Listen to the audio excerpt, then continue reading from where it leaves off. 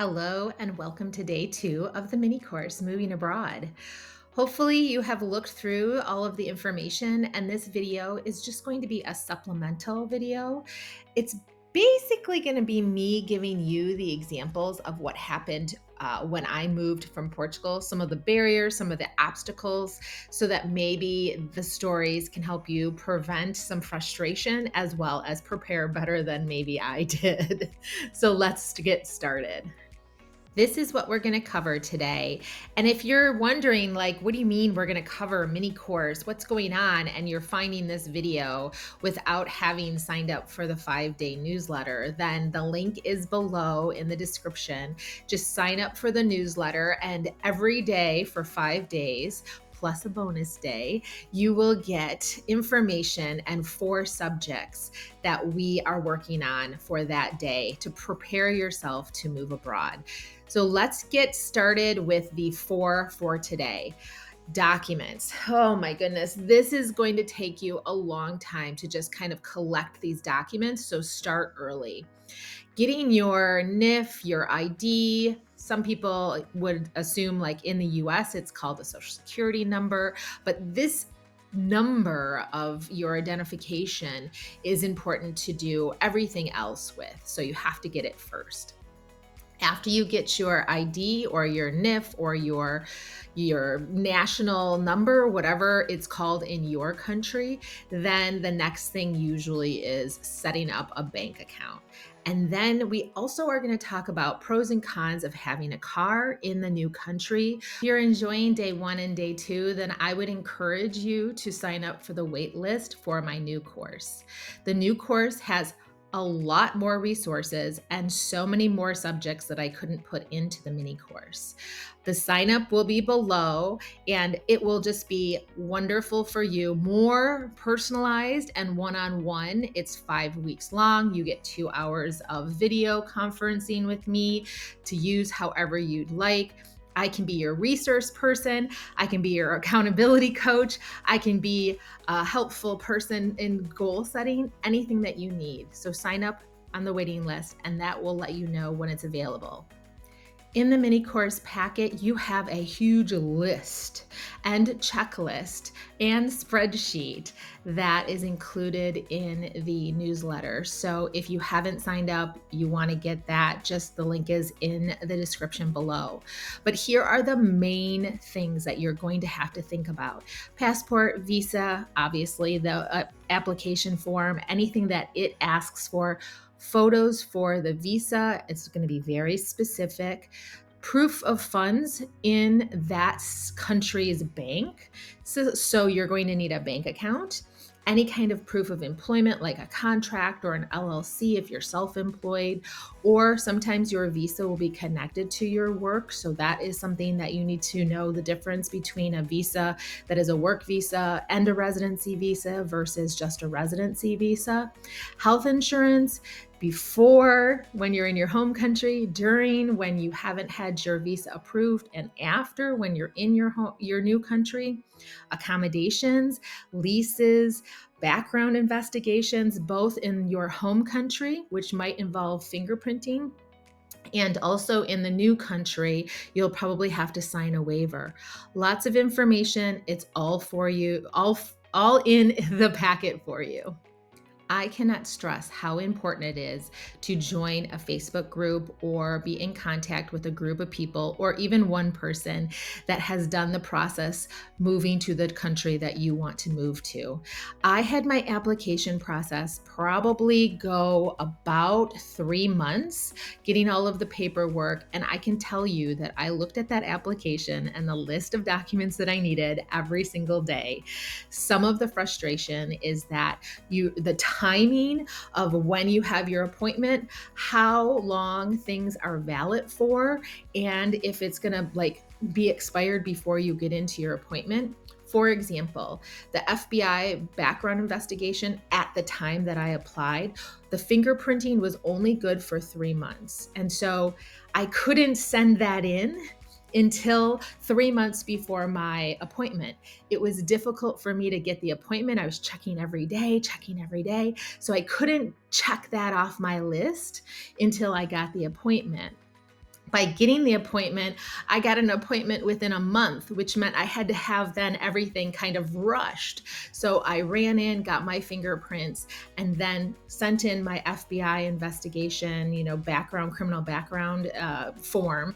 And within, I think, 24 hours, I got the electronic form, but I needed that paper form, and I didn't know how long that was going to take. After you get the paper form, you're supposed to send it to the State Department to get it certified. Technically, they'll open the package and they'll certify that it's real. I never got that, and I had to go to the visa appointment. It ended up at the end to be okay, but it was definitely part of the stress and frustration at that level of application processing. Whatever the ID is called, the NIF, the NIE, the ID, the SS, whatever it's called, you're going to need a special number that country that you're moving to has identified you.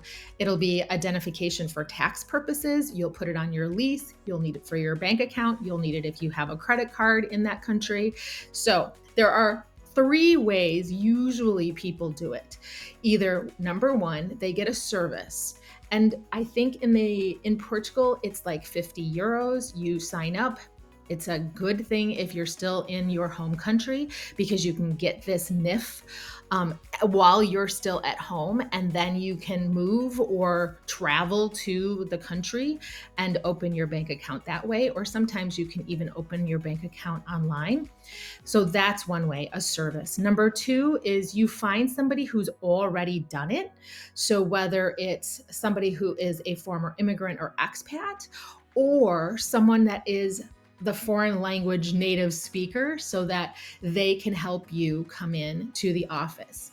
Or number 3 is you just go to the office, you figure it out, you stand in line, you ask questions, you use your Google Translate if needed, and you get it done.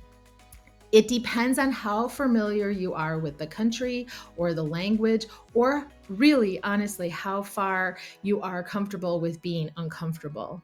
I chose to do the service because I knew that I was going to be moving, or I was going to be traveling to Portugal within the next like 2 months after I started the service. And that was my time that I was going to go in and start my bank account. So I wanted to make sure I had that number with me before I left for Portugal. If you're from the US or the EU, you're going to find this to be a comedy of errors, usually. I hadn't opened a bank account in probably 20 years, but I do remember opening the bank account that I did, and I simply just did it online.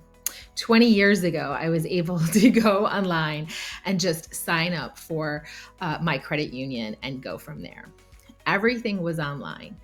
It is very different in Portugal. So there are only a couple of banks, because Portugal requires you to have a bank that is an actually country funded bank. So it can't be a Spanish bank.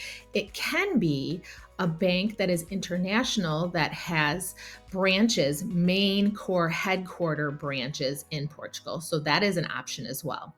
But I chose to do Activo Bank because they had a low minimum so that I could open it up really quickly. And also, it didn't have any monthly fees, and it had a debit credit card. So I was happy with that. No fees, nothing. So I was good. I went to the mall and I spent 4 hours. 4 hours opening this bank account. There were so many pieces of paper. And thankfully, the day before, I went to the bank and asked them exactly what documents I would need in order to open the bank account.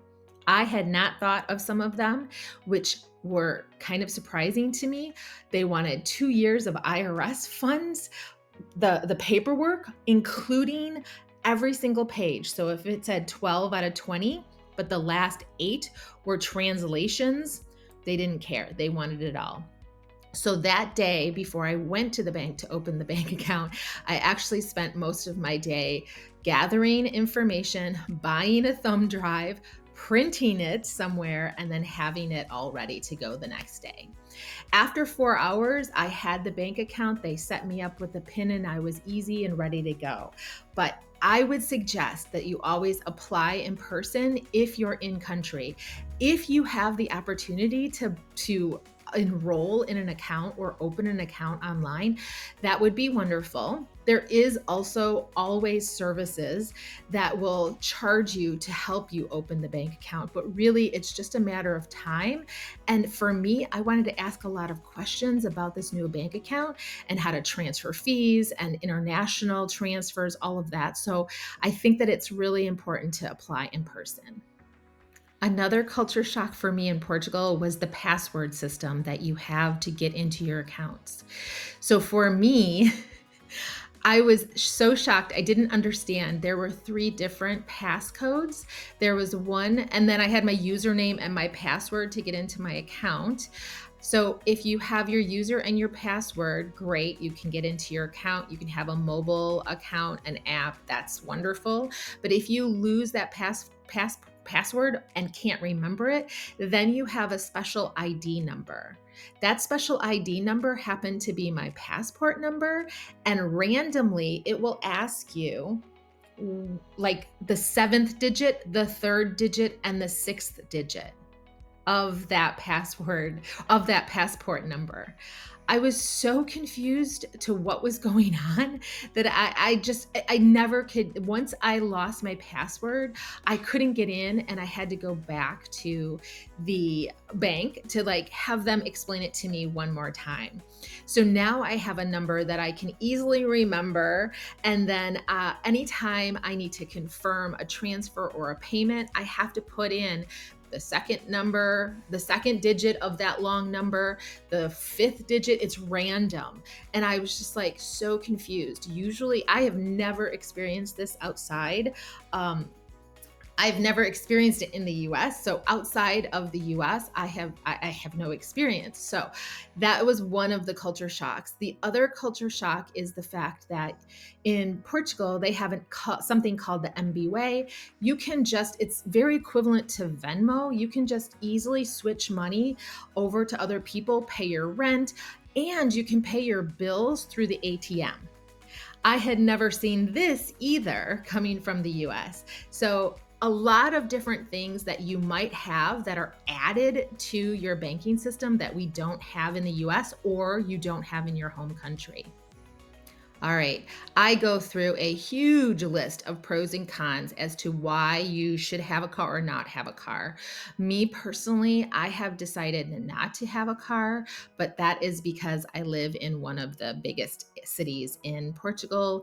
And even when when I lived in Coimbra, there were buses. I had an electronic bike, so I didn't feel that I needed a car. I also didn't want to have that culture shock or that frustration of having to understand purchasing a car in Portugal, the insurance process in Portugal, the registration in Portugal, my driving license in Portugal, any kind of repairs and the language barrier, as well as any emissions, and then driving, the tolls, like it just kept going on and on. So that was one of the major reasons why I chose not to have a car. The other is cost. Petrol is so expensive in Portugal and in the EU, and it is expensive in the US, so you should compare it to your home country, but it is still far more expensive. The tolls here are very expensive as well, and people drive like crazy. So I just didn't want to do that, given the option that it could be hundreds of euros per month that I have, plus it would also limit where I could live because I would need a parking spot. I chose to go for, in Lisbon, the 40 euro monthly pass to go on trains, buses, and metros. It was an easy thought for me. But if you want to live outside of a major city, then it might be the only way that you can move around in your new country, since usually in rural areas, the bus system or the train system might be more limited. If you do choose to drive or own a car, then here are some pro tips. You need to research the driving laws in your new country. That kind of sounds like common sense, but it also is something that you want to make sure that you know all of the laws. You also want to get comfortable with driving on the different side of the road or different side of the car based on your new country. The other thing you want to really be concerned about is your actual driver's license. So for me, for example, before I left the US, I got what's called an international driver's license. And I was hoping it's valid for 1 year, and I was hoping that that would help me if I needed to rent a car. Once you become a resident in another country, your other home country's driver's license becomes technically invalid in some countries, right? So you have to check. In the US, when I go to transfer my license from a US license to a Portuguese license, it is now not valid, which means if I go back to the US and I try to drive on that, I do not have a valid driver's license. At some point in time, when I become a resident, I only have, I think in Portugal, it was 4 or 5 months of being able to use my US driver's license before I could transfer and have to drive with my Portuguese driver's license. So there's this gap in between that I covered with an international driver's license. If you are a AAA member and a US citizen or a US member of AAA, then you can get these international driver's license for free.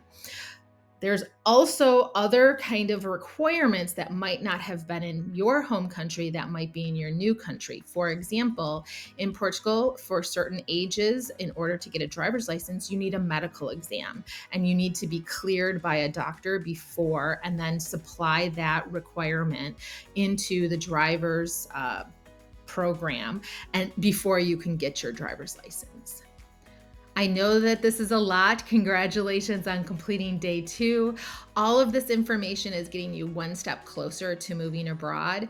I look forward to seeing you on day 3. And if you want to join the wait list for the course, the link is in the description. Bye.